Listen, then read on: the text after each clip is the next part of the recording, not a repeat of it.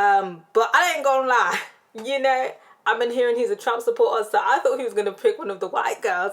So when he picked Trina, I was like, oh, this is a bit of a plot twist, isn't it? Hi guys, welcome back to the Shannon Show podcast. Hello if you're new. So today's podcast is going to be a review of Love Island USA Season 3, Episode 1.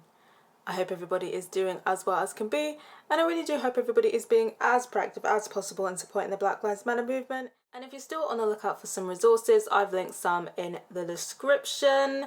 Feel free to comment down below your thoughts on my commentary. I'm always up for a chat, I'm always up for a debate. And if you like this video, give it a thumbs up. And if you didn't, give it a dislike, no hard feelings. And if you really, really like this video, consider subscribing and helping your girl out. So we're finally back for a new season. I've been waiting for a new trash TV show, and the UK Love Island has just been such a disappointment. So I've been really waiting for this one to come. So in terms of my initial impressions of the contestants, up first we have Olivia. She's got the filler look. She seems fun. She seems like she could potentially be an entertaining contestant, potentially be involved in some drama. She seems a bit catty. She seems a bit petty. Notably, there was a bit of scandal with her because it's looking like she's a Trump supporter. So yeah, potentially maybe that could come to light in the series. They might try and use that as a storyline. Then we have Cash. She seems fun. She has a great body. She's beautiful. She's pretty. Notably, obviously, she offed her wig. I don't know. I feel like she should have just gone in there with the shaved head. I don't know why there was this ceremony of her de-wigging herself. Like, I just thought it was a bit extra. But yeah, she looks great with a shaved head. I do think she could have benefited from a fresh shave though and a bit of oil. But yeah, I'm here for the first shaved head babe in the villa. Then we have Kira. She's pretty. She seems pretty cool. But right now she's kind of fading into the background.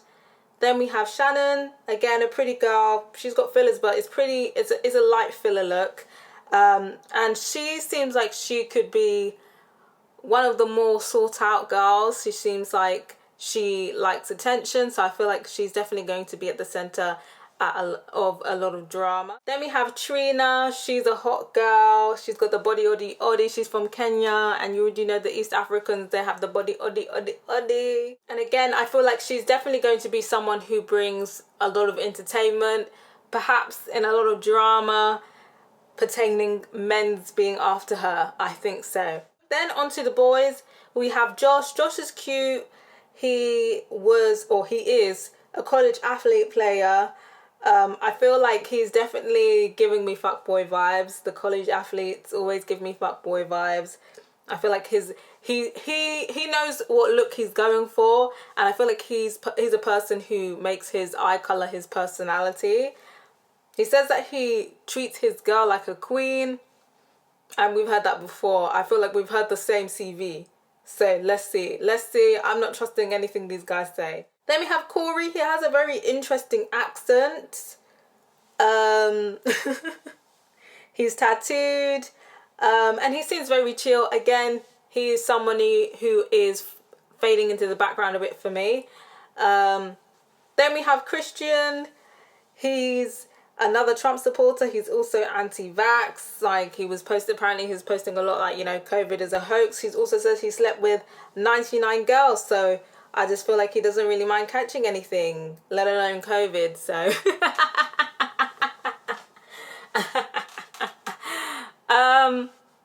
I think he probably will be entertainment value though. I think so. I think he could potentially be a bit of a gossip. Then we have Giovanni. He seems fun. He's got a big personality. And I think he's definitely someone who's going to bring personality and entertainment. And then we have Jeremy. And I'm kind of getting reminiscent vibes of Connor. It kind of reminds me of Connor a bit. He says he's dated 2 people. And, he was in committed relationships with them. He was looking for marriage. He's looking for marriage. He's like huge. He basically looks like a superhero. So I think it's going to be interesting with Jeremy. I feel like he's another nice guy. Then we have Then we have the two bombshells. We have Will. He's cute. He's got a nice personality. He's got the Colombian accent. That's definitely going to score him points. And I think he's going to be a bit of a cheeky chap. It seems like he's not afraid to step on people's toes, but I feel like he's going to be very cheeky about it rather than aggressive. And then there's Cinco. He's an ex-football player, but he's now like a courier. He uses the infamous word where, you know, when people say that, oh, I treat them like queens, I treat them like princesses, I'm automatically suspicious now on this show. Automatically suspicious. We're going to have to see the material. Those are just my initial impressions on the contestants. Do let me know what you think of the contestants. Who's your favourite? Who are you feeling? Who are you kind of just feeling like they're going to be boring? Let me know. So let's move on to the recouplings. In terms of Josh, I'm not really sure who would step forward for him. He kind of has a look that will either be popular or not. So I didn't really have an idea of who was going to step forward for him. 3 girls did step forward for him: Shannon, Trina and Kira. And he chose Shannon. Shannon is a pretty girl, but from that I'm kind of thinking his type is probably white girls, because how can you see Trina's body and not choose her? So I feel like Josh's type is, you know, the pretty blonde white girls. I think that's his type. Then we had Corey, and, you know, he was kind of giving me Jeremiah-ish vibe. So I kind of suspected that no one was going to step forward for him, because I feel like with Jeremiah, Justine even only stepped forward for him to show black solidarity. And, you know, this year the black girls weren't going for it. They weren't going for it. Trina, she stepped forward for the last person. He didn't pick her. So he definitely wasn't going to get the black solidarity. So I kind of thought the white girls probably won't be checking for him either. So I thought no one was going to step forward. And I didn't think Kira would be checking for him, so I just thought no one was going to step forward. So I personally was not surprised when Corey wasn't picked. So obviously he has to pick a girl now, and he picks Kira. So from that decision, I'm guessing he doesn't date black women, because, again, how can you see Trina and not pick her? Then it was Christian, and I already knew no one was going to step forward for him. I mean, honestly, I'm not really sure how he got on the show with his looks. I wouldn't say he was ugly, but I can't say if he's good looking either. But the hair definitely, not my cup of tea. But I ain't gonna lie, you know, I've been hearing he's a Trump supporter, so I thought he was gonna pick one of the white girls. So when he picked Trina, I was like, oh, this is a bit of a plot twist, isn't it? Bit of a plot twist. And Trina's face, Trina was like, oh, hell nah. I wanted to get picked, but not by him, Shannon. I was actually dying because Trina genuinely looked distraught. Then we had Giovanni, and after nobody stepped forward for Corey, I kind of was suspecting that no one would step forward for him, and nobody did. I just feel like Caleb and Johnny have ruined the rep for the light-skinned brothers out here. You know, it kind of seems like no one wants to deal with the bullshit this season. Giovanni ends up choosing Olivia, which is, again, I feel like is quite a telling option, because, you know, the options that he had to pick from, and he chose Olivia. It's giving me dates white girls. Then we have Jeremy. He was the last guy, so we kind of knew that Cash was going to step forward. And I probably thought some other girls would step forward as well. I was kind of thinking maybe some of the white girls might step forward. Maybe Shannon, maybe Olivia. But the white girls didn't step forward. It was the POC Trinity, Trina, Cash and Kira. They stepped forward. So I was just kind of like, ooh, this is going to be interesting and potentially embarrassing if he decides he wants to steal one of the white girls from the other boys. And Jeremy ends up choosing Trina, because how can you look at Trina and not pick her? How can you not? And poor Cash is stuck with Christian, and you could tell she was disappointed. Oh, prayers for Cash, prayers for Cash. I'm holding out for you again. So after the recoupling, we do get a few key conversations. We get a conversation between Cash and Christian, where Cash is basically talking about her decision to basically go pretty much natural inside the house, natural hair, minimal makeup. And I definitely respect her decision to do that. Me personally, I would not, because I'll be trying to get these PLT deals. I'm trying to get the clothing deals. So for me, I'm going in there, head freshly shaved, oiled, eyelash extensions, makeup beat every day, especially for the first few days. Maybe, when we're in there a week or so, I'll let it go a bit. But first week, best believe I'm going to be looking my best. But yeah, good for Cash. Me personally, not on Love Island. But I'm just glad she's not wearing that wig. But I'd be interested to hear from you guys. Do you feel like Cash is doing a really great thing, being natural on Love Island? Or do you feel like it's not the right environment? I'd be interested to hear from you guys. We also get a little moment from Trina. She's basically saying that she likes what she's hearing from Jeremy, because Jeremy, he seems to be somebody who likes commitment, and he said, when it feels right, he's ready to commit. But she's basically saying, people, these men's out here be lying, so she's not gonna just be but she basically says, she basically says these men's out here be lying, so she's not just gonna believe everything he says.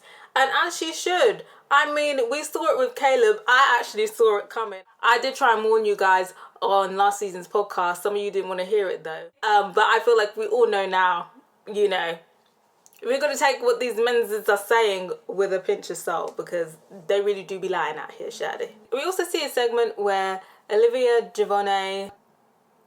we also see a segment where Olivia, Giovanni, Christian and Cash are basically bitching about Josh and Shannon, basically saying that they're not going to work out and how one of them is going to get jealous and they're going to argue and break up. And I'm just kind of thinking, it's giving hater energy. Like, literally everybody has just got here and you're already bitching about their downfall. It's just giving hater energy for me. It's a bit weird.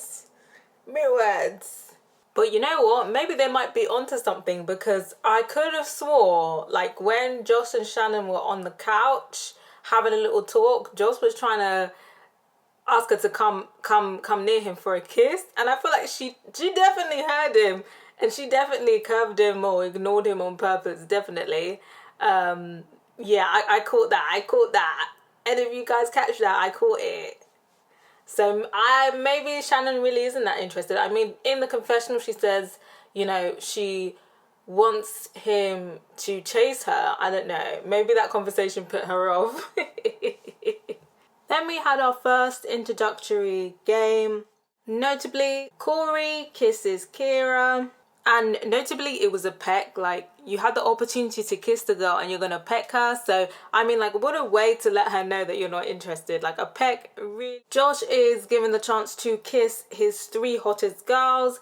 He kisses Shannon. That was quite passionate. And then he kisses Trina and Kira. But they both notably peck him. So, I don't think that they're interested in him anymore, or were in the first place. They just kind of just stepped forward for him but I don't think they're interested. And I could tell that was a bit of a knock to Josh's confidence, because I feel like he wanted to make Shannon jealous by making out with 2 other girls, but they weren't really on it. Then there was kind of a dare or something for a random couple to have a passionate kiss.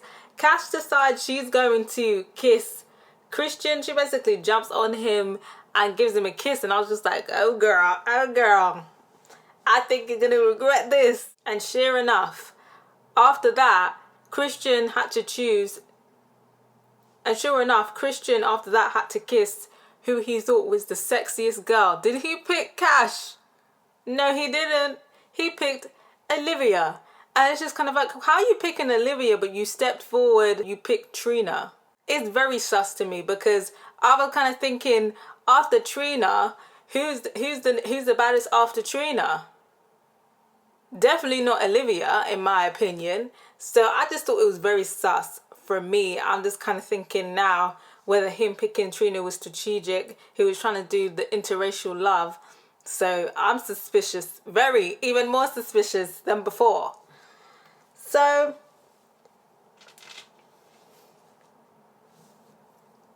then Trina and Jeremy get the opportunity to kiss, and Trina, she was riding him, Shade. She didn't just give him a kiss, she gave him a ride as well, Shade. Okay, Trina. And then after that, Will and Cinco enter the villa. We don't really see much, to be honest, of them. We know they have to steal a girl, and we didn't really see enough of them to kind of gauge who they would be after. All we really know is that some of the girls, well, most of the girls are excited. Kira seems excited. Trina seems excited about Cinco. Shannon seems excited about Will and his accent. I think Kira was most excited about Will as well. So I think tomorrow is going to be when it really starts. You can tell there's a lot of egos in this season, and I think they're all going to come out tomorrow, I think. So I'm looking forward to tomorrow's episode. But right now, I'm already enjoying this season better than the UK one. I feel like with the US Love Island, they definitely take feedback on better than the UK one. So yeah, I'm looking forward to seeing what happens next. But yeah, do let me know what you thought about this episode. Are you interested to see what happens next? Were you a bit bored of this episode, or are you just kind of waiting for it to marinate a bit more? Are you excited? Are you not? Do let me know what you thought about the cast. Let me know what you thought about the recouplings. Who do you think Cinco and Will be after? I'd be interested to hear from you guys. As always, let me know what you thought about my commentary. Subscribe if you haven't yet. And if you have, don't forget to put my notification bell on so you know my next podcast is dropping. I'm also trying to get to 3.3k subscribers. That's my next short-term goal. So if you could help me out with that, I'd appreciate it. And thank you to everybody who has subscribed to my channel so far. Till next time, guys. Bye.